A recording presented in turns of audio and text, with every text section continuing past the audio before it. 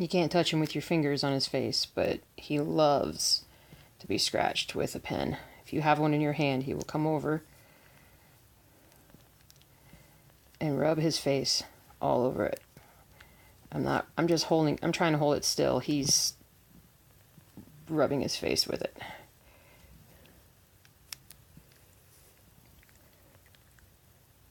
This is Mercury.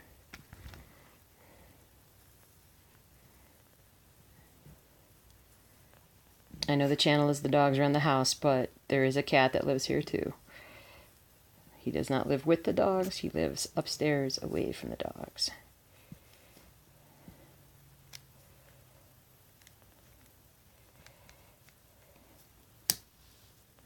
Ah! See? Merc.